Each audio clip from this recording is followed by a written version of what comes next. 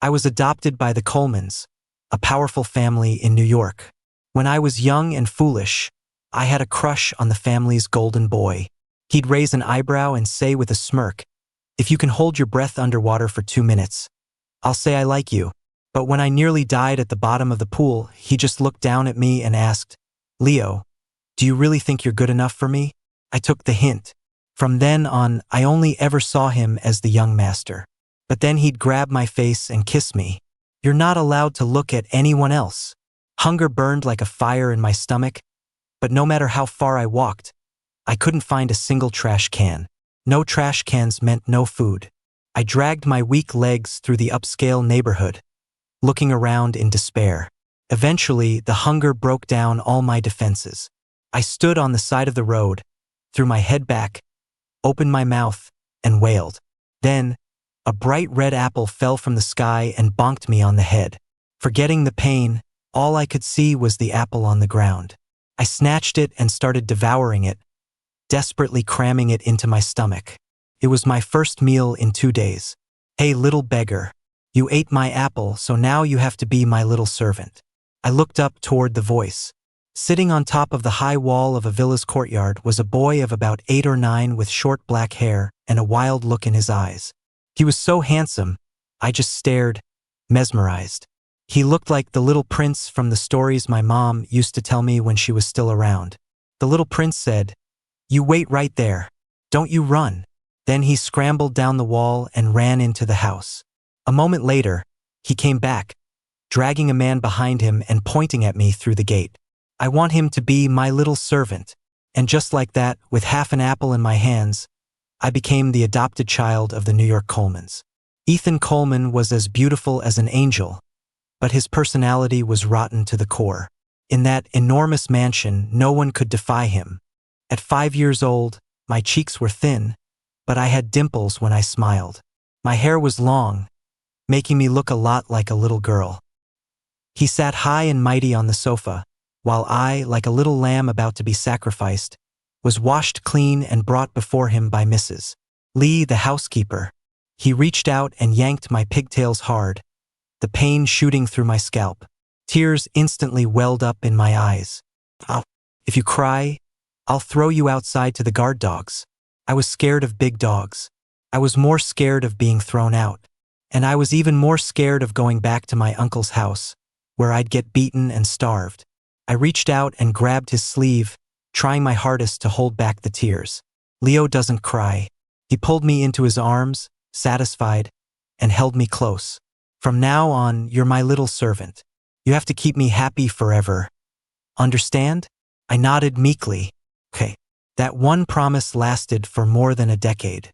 At 26, Ethan Coleman returned from his studies abroad. He was over 6 feet tall, dressed in a custom-tailored suit, his features sharp and aristocratic, as handsome as a bespoke doll. He sat in the middle of a crowd, surrounded on all sides, and I, in a well-fitting black suit with an earpiece, was calmly directing the household staff to take care of the guests. Today was the party for Ethan's return. The main hall of the mansion was for the elders of the various wealthy families, while the backyard was for their sons and daughters. From a distance, Ethan looked indifferent, swirling the red wine in his glass. Though he was in the center of the crowd, he seemed like an outsider. Our eyes met, and he raised his hand, beckoning me over. I lowered my gaze to hide the expression in my eyes. As I walked over, I could already hear them talking about me. "Ethan, you've been gone for 4 years, but Anna and Leo have been waiting for you this whole time." "What are you talking about?" "Our Anna is Ethan's fiancée." "Who the hell is Leo? How can you even mention him in the same breath as Anna?" "Hey, do you guys remember before Ethan went abroad? Leo confessed to him and Ethan just said something offhand, and he actually jumped into the pool." Ethan's brow furrowed, and he slammed his glass down on the table. After the sharp crack, the air fell silent. I froze mid-step. My heart started to pound, and the long suppressed ache began all over again. Time seemed to rewind to the day before Ethan left. I stood sopping wet among the glamorous crowd as they pointed at me, their words dripping with ridicule and scorn, and I just stood there, like a piece of trash, shamed and pathetic. For years ago, I was shoved in front of Ethan by a few of Anna's friends. Ethan and Anna were sitting together, chatting with some friends. Anna, in a pristine white evening gown and a small tiara worth millions, had a bright, beautiful face that showed her unabashed adoration for Ethan. When we approached, before I could say a word, Jessica eagerly handed my diary to Anna. Her long, slender fingers flipped through a few pages, and then she let out a mocking laugh. She looked up at me, her chin held high, her eyes filled with disdain. You, a beggar, think you can be with the heir to the Coleman fortune? You think you're worthy of liking him? My eyes involuntarily darted to Ethan. We made eye contact.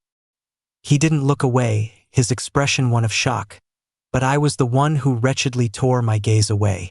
I was in love with Ethan. I had known it since I was very young. Even though he would shove me into the doghouse when I didn't listen to him and tugged on the dog's ears. Then, he'd block the entrance, a wicked grin on his face. You and Sonny really do look like family. Since you won't listen to me, you can't sleep in my bed. I'd make a face and stare at Sonny, who had a lame leg. The young master has a point. We do look alike. I reached out and stroked Sonny's big, soft head. We were both homeless, both taken in by the young master, both unwanted by others. In the swirling snow, Sonny curled his body around me, but I was still a little cold. 8-year-old Ethan had a short attention span. It wasn't until dinner time that he remembered his commanded little servant. He shook me awake. I was groggy, my face flushed. Then the family doctor gave me a sharp jab with a needle. Ethan sat by the bed, his eyes red and puffy, as if he had just been crying. I whispered, "Young master, your eyes look like a rabbit's." He sniffled and said menacingly, "Shut up." I obediently shut my mouth. Seeing this, he jumped up and pointed at me. "Why didn't you come inside to sleep? Didn't your mom ever teach you not to sleep outside in the winter?" I thought you.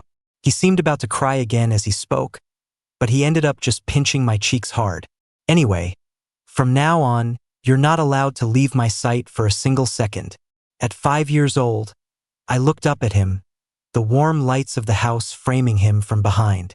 I grinned and gave him a huge smile. Okay. The contract was sealed in that moment.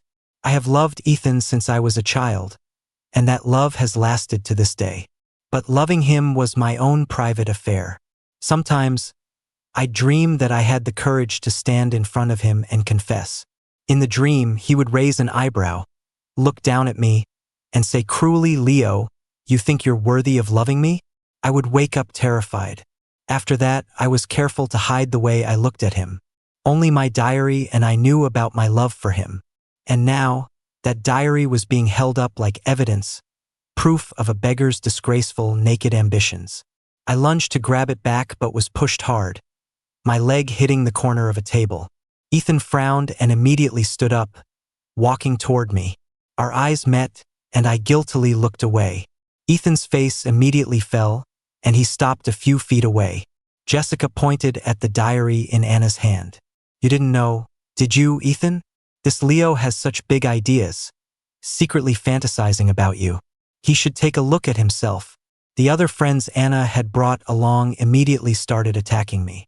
"He's just a beggar who thinks he can marry into wealth. It's pathetic." Exactly. Does a guy with a hard body like his really think he can compete with Our Lady Anna for a man? He's so delusional. It's disgusting. Ethan exploded. "It's so damn loud." The chattering group fell silent at his anger. Anna shot me a glare and threw the diary at my feet. My mind went blank as I reached for it, but Jessica kicked it, sending it flying into the nearby swimming pool. I instinctively moved to jump in after it, but Ethan grabbed my wrist, his grip like steel. "Leo, is what they're saying true?" Looking at Ethan's livid face, I couldn't hold back the tears. I was scared of Ethan. The boy who had saved me was like a parent to me. But this time, my voice choked with sobs. I nodded. Yes, loving Ethan might have been reaching for the stars. But how could loving someone be something to be ashamed of? The diary splayed open in the water, pages of my love dissolving. I desperately wanted to get it back, but the grip on my wrist wouldn't loosen. "Leo, how dare you?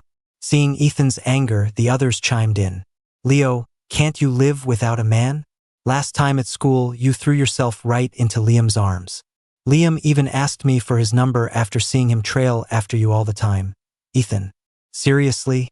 Humph. Jessica's had a crush on Liam for ages. Why would I ever give Leo his number? TSK, what a flirt, trying to hook up with any guy he can. I bet this whole diary was just a scheme to seduce Ethan. Ethan's lips were a thin line, his eyes dark and stormy. I froze, then looked at Jessica. The jealousy in her eyes was unmistakable. No wonder she was always targeting me. No wonder my diary, locked in a drawer, had been found. Liam was a senior in college, gentle and kind, who had helped me once. Because of Ethan's orders, I had no choice but to attend the same university as him. He even forced me to skip 2 grades because I was younger. The first time Liam helped me was because I was running an errand for Ethan. Ethan was playing basketball and was thirsty but refused water from anyone else. He just turned his head and ordered me, "I'm thirsty. You have 10 minutes." The court was far from the campus store. A round trip in 10 minutes was impossible. But seeing the way his throat bobbed, I nodded anyway. I ran too fast on the way back, slipped on a banana peel, and stumbled right into a guy's arms. "Are you okay?" the guy asked gently, steadying me. A campus photographer passing by caught the moment on camera. That night, for some reason, Ethan flew into a rage. And Jessica, who had always been friendly with Anna, had even smiled at me before. After that, she started targeting me. So that's how it was. Liam and I wanted to explain to Ethan and to Jessica. But before I could finish, the terrifying scene from my dream played out right in front of me. Ethan let go of my wrist, his jaw tight as he spat out the words, "It's true. Not just any stray can fall in love with me. Leo, you think you're worthy of loving me?" A sharp pain shot through my heart, so heavy I couldn't breathe. Tears, beyond my control, fell one after another onto the ground. "Young master," he cupped my face, his thumb wiping roughly at the endless tears. "You love me that much, Leo?" 19-year-old me, sobbing uncontrollably, nodded firmly. Then his palm pressed lightly against my chest. I fell backward, crashing hard into the swimming pool. As I struggled to my feet in the water, I saw Ethan looking down at me, saying, "If you can hold your breath underwater for 2 minutes, I'll say I like you." My head was spinning. My chest hurt so much it felt like I couldn't breathe. My tears mixed with the pool water. In that moment, my entire world narrowed down to one thing: making him like me. In front of everyone, I plunged myself under the water. The gasps, chatter, and laughter from the surface seemed to fade away. All I could hear was a growing ringing in my ears. I couldn't breathe, and bubbles escaped my nose and mouth. My vision blurred with tears. Looking up, all I could see was Ethan's face, distorted by the bubbles on the water's surface. Just as my vision was fading, a hand grabbed the back of my collar and yanked me out of the pool. I coughed violently, as if trying to cough up a lifetime's worth of air. "Leo, are you crazy? Are you insane?" Ethan's face was deathly pale. His hand on my arm trembled as if he'd been electrocuted, and he just stood there, repeating that one question over and over. Only I, when I saw the time on the watch, broke down completely. I hadn't held my breath for 2 minutes. I wasn't allowed to love Ethan. Even if it was just a casual joke from him, I had failed to earn his possible affection. I had failed. After the pool incident, Ethan left for abroad. I was originally supposed to go with him, but because of what happened, Ethan went straight to his father and said, "Let Leo stay here. I don't need him to take care of me." I stood to the side and said nothing. For 4 years, I never received a single call from him. Even on the rare occasions he did call, if I was standing right there when Mrs. Lee answered and she asked if he wanted to speak to me, he would hang up immediately. "Leo, the young master has grown up and so have you. It's natural to not be as close, given your different statuses. Don't take it to heart," the aging Mrs. Lee would say, patting my shoulder comfortingly. Then she'd recall fondly, "When he was little, he was so attached to you. After you got that fever, you two were inseparable. Even as a teenager, he still insisted on sleeping in the same bed with you. I froze. Then, a memory surfaced of the last time we slept in the same bed. In high school, Ethan was incredibly bossy. If I so much as glanced at someone else, he'd scold me for being disobedient. Are they better looking than me? Look at Sonny, he never cares about anyone else. Can't you learn from your brother? Sonny was found first, so he said the dog was my older brother. When we slept together, he would wrap his arms and legs around me, leaving no space between us. By high school, I was already aware of my feelings. The slightest touch from him would set off a huge reaction in me. Until one night, he held me from behind, his breath warm on the back of my ear. I felt my body grow hotter and hotter until I was wide awake. I flinched and tried to push him away. Young master, you're holding me too tight. I curled my body up like a shrimp, terrified he would notice I was aroused. The moment I moved, his hand clamped down on my waist. It's your privilege to be held by me. What, you have a problem with it now? With that, he pulled me back. I was scared and kept trying to move forward, which made his temper flare. He shoved his hand under my waistband and pinched my sensitive waist. NGH, young master, don't. I begged him, my voice cracking. His eyes lit up and he got excited. That sounds pretty good. Beg me some more. Don't. His warm, searing hand roamed over my sensitive, ticklish waist. Leo, you need to remember, everything you have, I gave to you. So you have to be good, understand? I know, young master. His hand moved lower and lower until both of us froze. The air was silent for a few seconds. Fuck, are you getting hard? Huh? His face was dark, his hands trembling with anger. He threw the covers off and pushed me out of the bed. A soft pillow landed at my feet. Go back to your room. Young master, get out. I flinched, then hunched over and scurried back to my bedroom, a pathetic sight. I ran, crying like a dog. When you love someone, you can't even control your own emotions. It was such an exhausting thing. For years ago, their teasing and scorn would have made me nervous, ashamed, and lost. But now, watching them posture in front of me, I just felt a little bored. Young master, you called for me? I stood respectfully by the poolside sofa, a standard smile on my face. My gaze swept the area and finally met Ethan's after 4 years apart. The Ethan of today looked much more mature on the outside, taller and more imposing. He certainly looked like a proper heir to the family. Leo, my tie is crooked. I paused, then looked at his perfectly straight tie. After staring for a while, I honestly couldn't see anything wrong with it. But I still knelt on one knee before him, reaching out to fix it, only to have him grab my wrist. Young master, did I say you could touch it? His eyes were deep and dark, like a bottomless spring. Faced with this version of him, the old Leo who loved him and revolved around him would have been flustered and uncertain, because he cared. The Leo of 4 years later, determined to start a new life, would still tolerate his young master, out of gratitude. I didn't reach out again. Instead, I stood up and gave him a polite smile. My apologies, I overstepped. Please don't mind me. If there's nothing else, young master, I'll go see to the other guests. He hated that I liked him, that I liked men. But as I walked away, his jaw tightened, and his cold gaze followed me. Once I was away from him, I let out a breath I didn't know I was holding. The air seemed fresher. Only the restless beating of my heart told me, Leo, you still love him. The silence was suddenly deafening. Anna, sitting to his left, shot me a glare before turning to Ethan, leaning in affectionately to straighten his tie. Ethan, this is a happy day. Why get angry over a beggar? Let me fix it for you.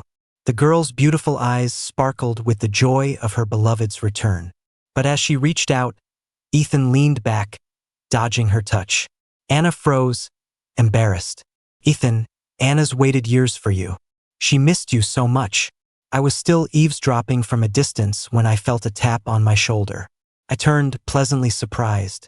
Liam, you came to the party too? Liam, dressed in a white suit, had a gentle, refined air that made talking to him feel like a spring breeze. A world of difference compared to certain other people. I've been trying to ask you out for coffee lately, but you always say you're busy. I figured I'd have to ambush you at the Coleman house. There was no blame in his voice, but I blushed with embarrassment. With all the work for Ethan's return banquet, I hadn't been in touch with Liam for a while. After Ethan went abroad, Liam and I had run into each other by chance and exchanged numbers. He was one of the few real friends I had in this circle. Suddenly, a loud crash startled me. Liam and I both looked over in shock. What was that? We looked over to see that someone had angered Ethan, and he had actually flipped the table into the pool. The glass tabletop shattered against the pool's edge, and flying shards cut his wrist where his sleeve was rolled up. He stood there, staring straight at me, his left hand hanging at his side as blood dripped from his fingers to the floor. My heart skipped a beat, and I took an unconscious step forward. A flicker of barely perceptible joy crossed Ethan's handsome face. Anna shrieked, grabbing his wrist with a frantic tone. "Someone, can't you see your young master is hurt?" I sighed and pulled my foot back, pressing my earpiece. "Get the family doctor from the side hall. Tell him to come to the pool. The young master has injured his hand." Within 2 minutes, the staff, the doctor, his friends, and all the other young heirs and heiresses had gathered around Ethan. Liam glanced over, took a sip of his wine, and remarked, "Ethan's still as popular as ever." I gave a small smile but didn't say anything. "Aren't you going over?" I lowered my eyes, avoiding the knowing look in Liam's eyes and Ethan's dark, persistent gaze. "He has enough people around him. He doesn't need me." Beside me, Liam chuckled softly. He put an arm around my shoulder and whispered in my ear, "Shouldn't you ask him if he needs you or not?" I froze. Then I gave a self-deprecating smile. "He already told me. I'm not worthy." After the party ended and the staff were cleaning up, I took the dinner the kitchen had saved for me and walked over to Sonny's doghouse. Sonny had been gone for a long time. "I have your favorite chicken leg for dinner tonight, but you can't eat it." "What a shame. I guess that just means your little brother will have to eat a little extra for you." I sat on the wooden steps outside the doghouse, munching on a chicken leg and talking to myself. Less than a year after Ethan left, Sonny, already very old, got sick. We cared for him under the vet's guidance for a long time. But even the immense wealth of the Coleman family couldn't save a life that was fading away. That was the first time I called Ethan after he left. I held the phone, sobbing uncontrollably. My brother was dead. The only family I had left was Ethan. Even if it was just to tell him Sonny had died, to hear him say one word to me, just to hear him say my name would have been enough. That day the phone rang and rang. Connected, but no one ever picked up. I let out a small, bitter laugh. And so, on the day I lost my brother, I also lost the person I loved. I stood up with the clean plate, and when I turned around, I saw someone sitting on the first-floor windowsill. I paused, a smile forming on my face. "Good evening, young master." His hand was still wrapped in gauze. His eyes were on the doghouse, full of nostalgia and sadness. "When Sonny died, I was in a car crash abroad. It wasn't I didn't ignore your call on purpose. Later, when I woke up, Leo, my smile didn't falter as I cut him off. It's wonderful that you're all right, young master. I'm sure Sonny wouldn't have minded." I glanced at the plate in my hand, feigning an apology. "Perhaps you'd like some time alone with Sonny. I won't disturb you. I'll just take this plate back to the kitchen." I smiled, nodded, and turned to leave. I had only taken one step. His bandaged hand shot out and clamped down on my wrist. "Leo, how long are you going to keep this up with me?" There was a hint of panic in Ethan's eyes. The wound under the gauze started to bleed from the force of his grip, staining my wrist red. The heat was irritating. "Young master, you must be joking. Why would I be upset with you? That would be so rude. I need to take this plate back." He snatched the plate from my hand and threw it to the ground. With one hand, he yanked me by the wrist and pinned me against the nearby wall. The sudden proximity flustered me. As I struggled, he locked both of my hands behind my back. "Young master." His gaze was intense, his breathing ragged. "Leo, didn't you like me? Why did you change?" My eyes darted away, but he grabbed my chin, forcing me to look at him. "Young master, you're joking. How could I ever be worthy of liking you?" For years ago, after what you said, I stopped loving you. The hands holding me gradually loosened, and I took the opportunity to break free. Ethan just stood there, stunned, as if he'd heard something he couldn't possibly process. After returning, Ethan was parachuted directly into the CEO position at the company. A refined, handsome face, an impressive height, decisive methods, and a closet full of sleek black suits. Who would have thought that beneath the impeccable exterior of the great Mr. Coleman was a childish, spiteful brat? In the month since he'd arrived, the talk about him never stopped. In any break room in the company, you could hear people discussing him with envy or adoration. Mr. Coleman is so handsome. I went in to deliver some documents during the last meeting, and he was so good-looking my knees went weak. I heard he's only 26 and just got back from overseas. He must not have a girlfriend. Maybe I could have my own little billionaire romance story with him. You? Forget it. Mr. Coleman may not have a girlfriend, but he has a fiancée. Anyone who's done a little digging knows that. Seriously? Which family's daughter? Anna Fu from the Fu family we're partnering with recently. I heard they're childhood sweethearts. I held my cup, listening to the gossip as I made my coffee. As I was listening, the conversation suddenly turned to me. Leo, you work in the executive suite right outside his office. You must know some good gossip about Mr. Coleman, right? I sighed. You're all here to work. Unfortunately, my mild temperament did little to deter these gossip-crazed women. Come on, just a little hint. Is it true he has a fiancée? Remembering how Anna had fussed over Ethan's hand, I nodded. It's true. As for childhood sweethearts, that part's a bit of a stretch. The girls' faces fell instantly. One of them tugged on my sleeve, her voice hopeful. Are they very close? Looking into her eyes, I paused, then laughed it off. I really wouldn't know. Mr. Coleman and I were not very close. Oh, okay. The girls, their moods soured, left with their newly acquired gossip. My mind was a mess. I found myself staring blankly at my coffee cup when I heard the click of the door locking behind me. I turned to see Ethan, in his suit, walking in. Mr. Coleman. He stood by the door, his lips pressed into a thin line, his voice tinged with annoyance. You're not close with me? It was an unexpected question, but I tried to explain. Young master, we're at the office. We have to maintain a certain. His brow furrowed. Then who are you close with? I was taken aback. Those girls from just now? Me? Or is it that Liam guy? Young master, I don't understand what you're talking about. Ethan took a step forward, his hand cupping the back of my neck, closing the distance between us. Our breaths mingled as he spoke, his voice thick with possessiveness. I found you. You're not allowed to like anyone else. I bit my lip, finding the situation almost funny. Young master, you took me in, and I'm very grateful. But that has nothing to do with who I like. His pupils constricted, and his voice rose sharply. So you admit you like him? I sighed in frustration. Yes, I like him. Is that not allowed? No. I gently broke free from his hold and took a sip of the scalding coffee.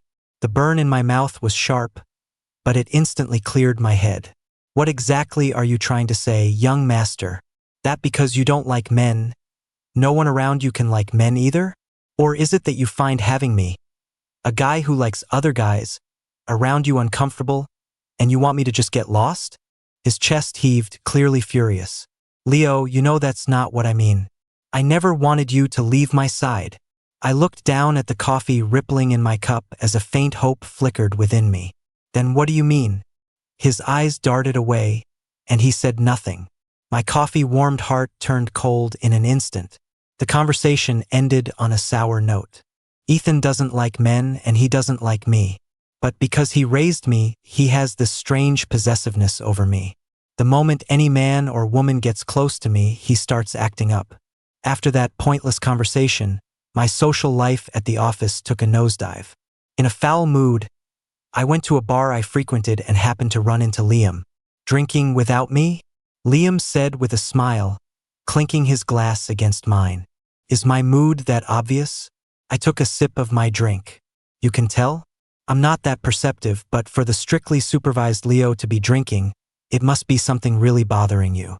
I nodded and gave him a thumbs up in appreciation of the master's insight. Is it because of Ethan?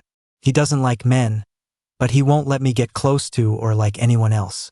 I don't get him. I tapped my fingers on the table. The bartender had just set down a fresh drink, but Liam picked it up. I looked at him, confused. He said gently, "Men, they're really a wretched species. When they like you, they're perfect in 1,000 ways. When they don't, they can toss you aside without a second thought.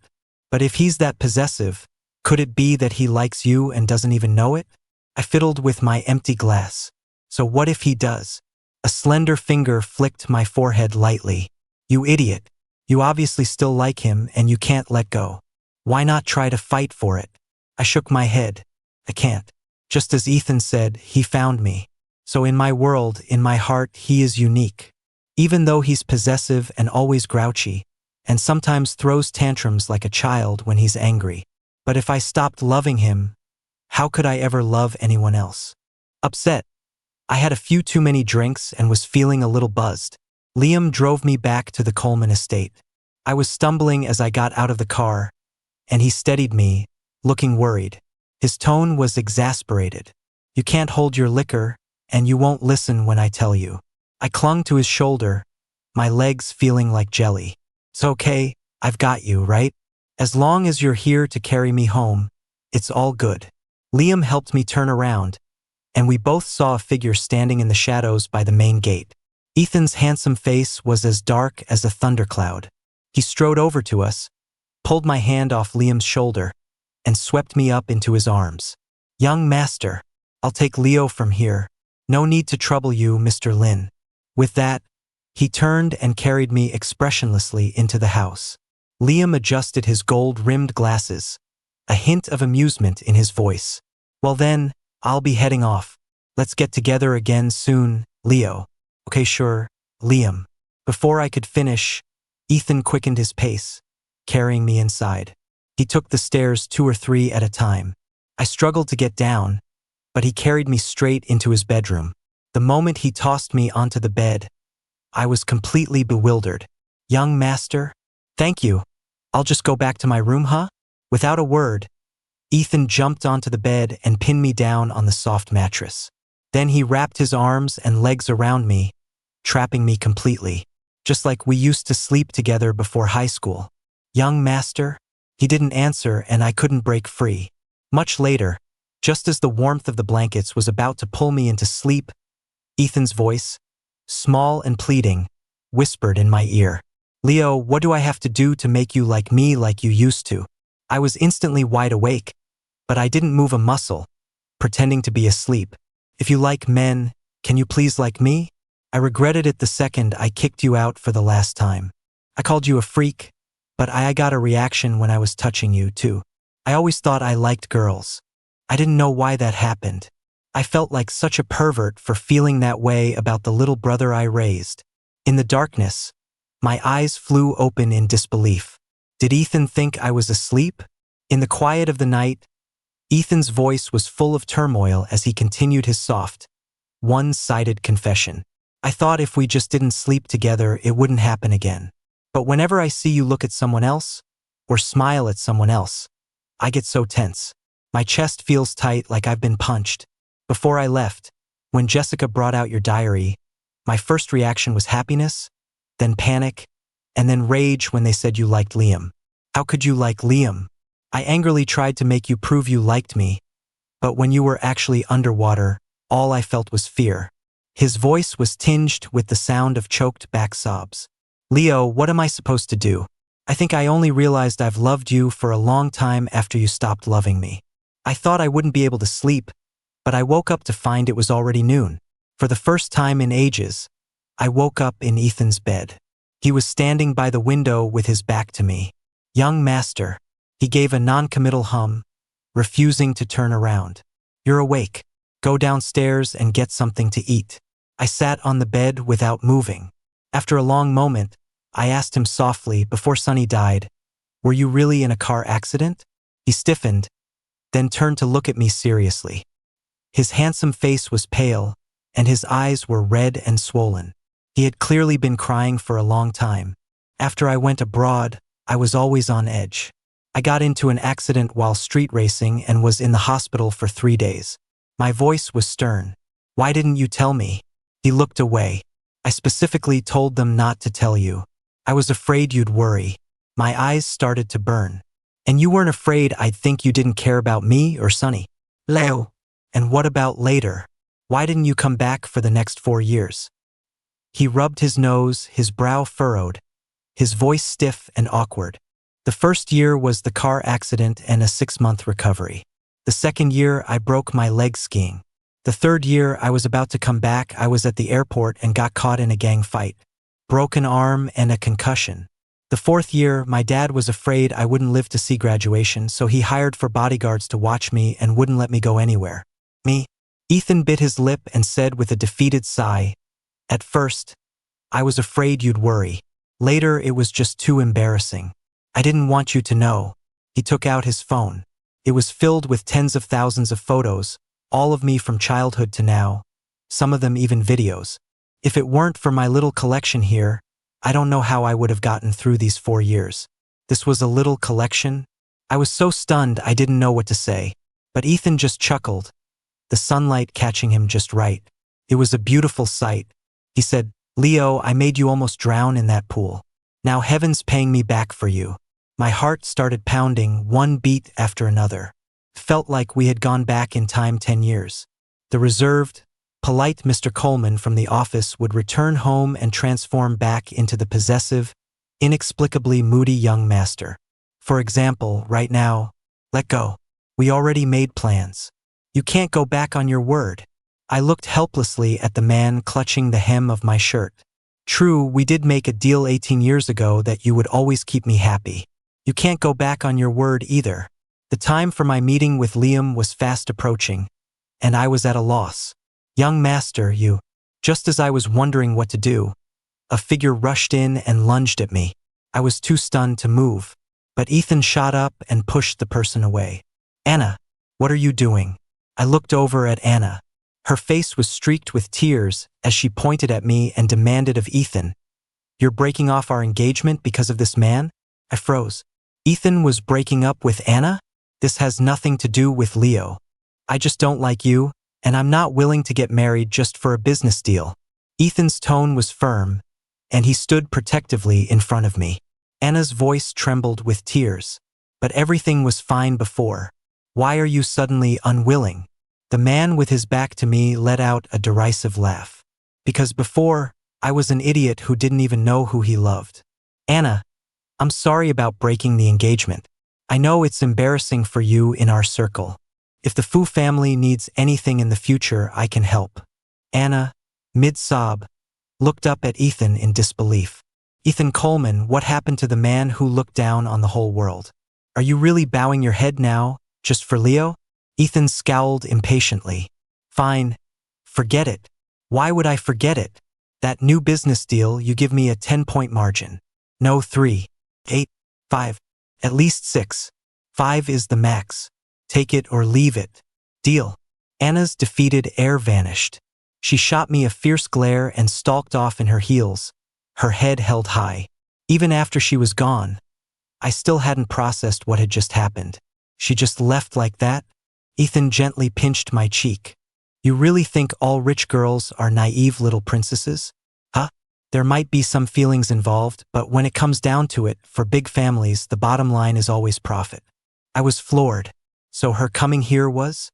Since she was going to lose out emotionally, she had to make up for it financially. I was speechless for a moment. Is this how rich people operate? Ethan pulled me into his arms, holding me like a doll.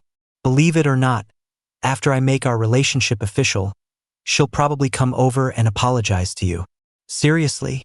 The man's smiling voice echoed behind my ear, laced with temptation. "Wanna find out?" "No." Ethan took me to a wedding but didn't say whose it was.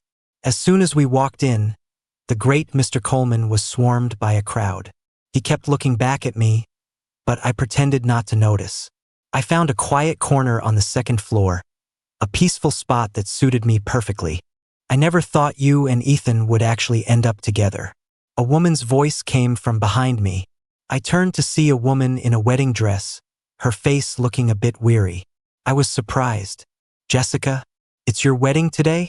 Jessica nodded and came to stand beside me, looking down from the second floor with me. In the reception hall below, Ethan was chatting with people, his eyes constantly scanning the room as if searching for someone. Ethan didn't tell you it was my wedding? I shook my head. He probably brought you here to get back at me for you. I was confused. Get back at you? 4 years ago, after I targeted you, Ethan went after everyone who said a word against you that day. My family's business wasn't much to begin with, that's why I was sucking up to Anna. And after he hit us, things just got worse and worse. Jessica gave me a slight smile and tucked a strand of hair behind her ear. Leo, I'm not going to apologize for what happened back then, and I don't need your forgiveness. I did what I did out of jealousy, and now I'm paying the price. I hope you two can be happy. Watching Jessica turn and walk away, I felt a strange mix of emotions. I've been looking all over for you. Why are you hiding up here by yourself? Ethan came up close, frowning as he took my hand. I squeezed his hand and asked, "What happened with Jessica? You saw her?" I nodded. Ethan scoffed dismissively. Jessica's father is a piece of work. He has no talent himself, so when the family started struggling, he decided to marry her off for personal gain. He tilted his chin, gesturing for me to look downstairs.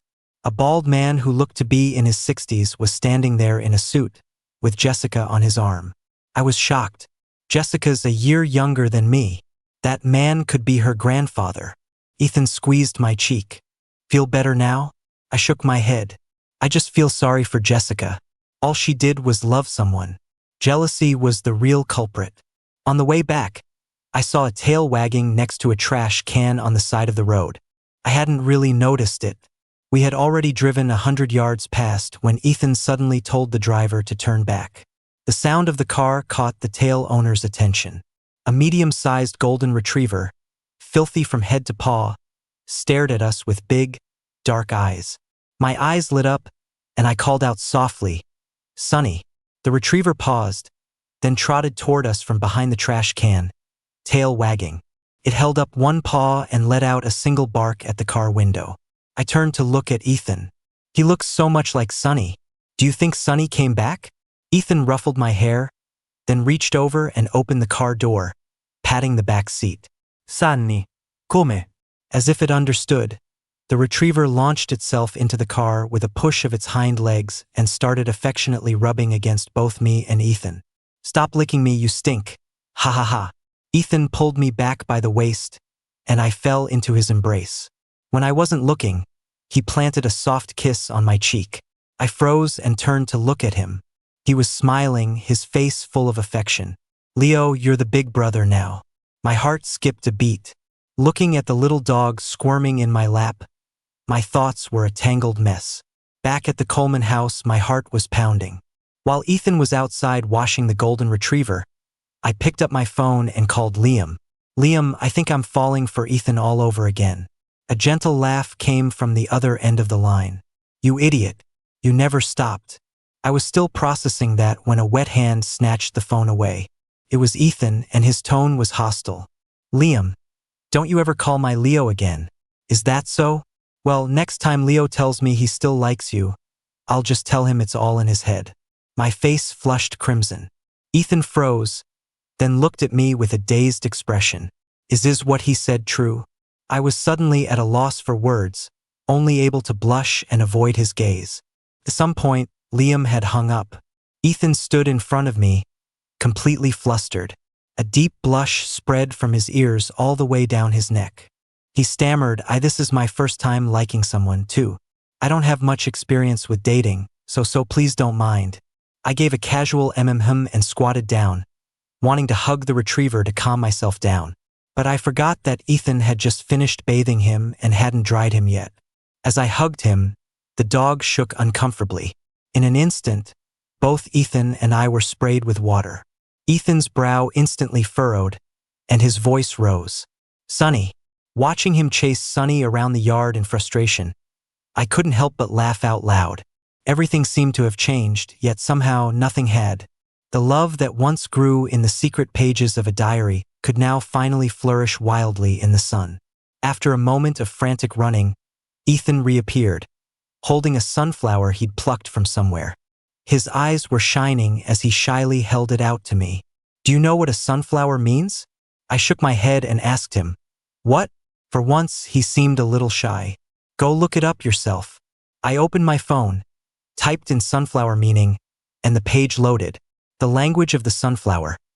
"You are the sole focus of my heart, and my heart will always follow you."